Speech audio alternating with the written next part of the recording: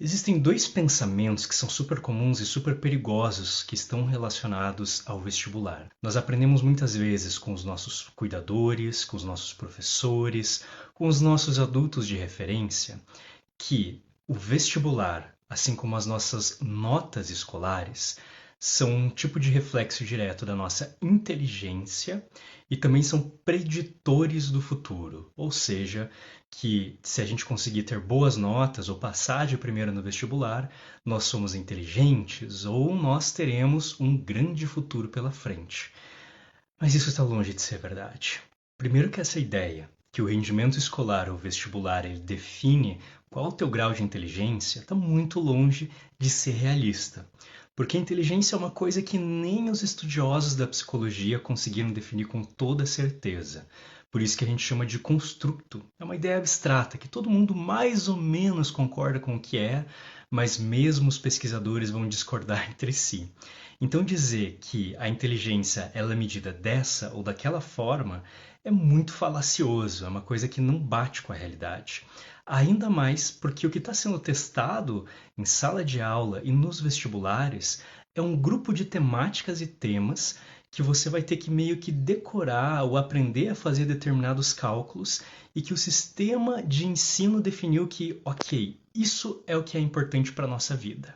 Então, para além de notas de colégio, de faculdade ou resultados de vestibular não mostrarem muito bem a realidade da inteligência, que é algo provavelmente muito maior do que só isso, achar que essas mesmas notas ou resultados também vão predizer o futuro com relação a seu sucesso e que você só vai ser um profissional, uma pessoa de sucesso, se você, por exemplo, conseguir passar no vestibular de primeira. Caramba, isso também está muito longe da realidade. Ainda mais na sociedade de hoje em dia, em que o mercado de trabalho mudou muito, e eu falo isso em até alguns vídeos aqui. Os da Mandala Ikigai, por exemplo, são muito bons nesse momento para se dar uma olhada. Claro, existem profissões como a minha, por exemplo, que você só vai conseguir ter acesso se você conseguiu fazer uma graduação relacionada àquilo, mas algumas nem precisam. E isso não quer dizer que você vai ser um profissional pior de determinada área, ou se você tiver notas menores do colégio ou na faculdade, ou se você passou em segundo ou 52º lugar no vestibular. Todas essas coisas provavelmente não vão importar nem um pouco, ou talvez só um pouquinho no teu futuro profissional, porque você vai querer saber o mínimo com toda certeza. Mas isso é só uma parte do teu repertório, uma parte do que vai definir o teu futuro sucesso. Em suma, tem coisa sim em jogo com o vestibular. Talvez os seus próximos anos, o que que vai acontecer, no que você vai investir, como vai ser sua rotina. Mas talvez tenha muito menos em jogo do que a gente acaba acreditando ou é levado a acreditar pelas outras pessoas quando a gente vai prestar um vestibular. Provavelmente não é a sua inteligência, o que os outros pensam de você que está em jogo. E se eles pensam isso, manda esse vídeo para eles. Eles provavelmente estão muito enganados nesse sentido. E também provavelmente não é o seu futuro, o seu sucesso que está em jogo. Às vezes, sem fazer faculdade, não passando de primeira, pulando de curso em curso, quem sabe você obtém mais experiência para o seu sucesso profissional futuro do que passando de primeira na primeira coisa que você tentar fazer.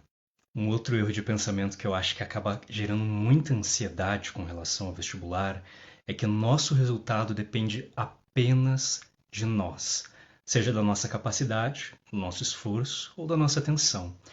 E sim, ele depende bastante de nós. É óbvio que uma pessoa que estudou mais e estudou usando métodos mais adequados para aquele vestibular, sabendo melhor quais eram as matérias que iam ser cobradas, estudando os vestibulares anteriores e etc., vai ter mais chances de ter um resultado melhor. Mas eu diria, talvez, que isso é mais do que 50%, mas está longe de ser 100% do resultado. Tem muitos outros fatores que a gente não controla, mas que compõem esse resultado final também. Se tiver muito quente ou muito frio no dia e você ficar muito desconfortável com isso, isso vai afetar o teu resultado.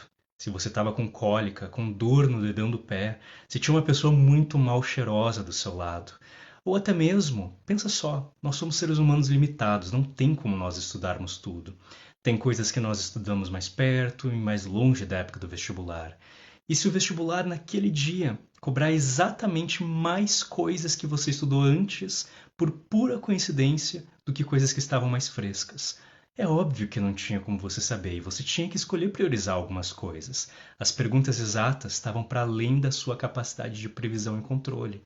O número de pessoas que vão concorrer, o quão pesado eles decidiram pegar naquela prova, tudo isso não depende de você. E é justamente ao não considerar que tem muita coisa que está para além do nosso controle e sobrecarregar as nossas próprias expectativas, jogando muito peso nas nossas costas, é que a gente também acaba ansioso. Só que a gente fica mais distraído, mais desatento, menos concentrado na hora porque está com a cabeça mais cheia. E essa ansiedade, que era para proteger a gente, para a gente dar o nosso máximo, faz justamente o nosso rendimento e o nosso resultado baixar. Então, isso é uma armadilha bem perigosa. E essas são as dicas que eu queria dar.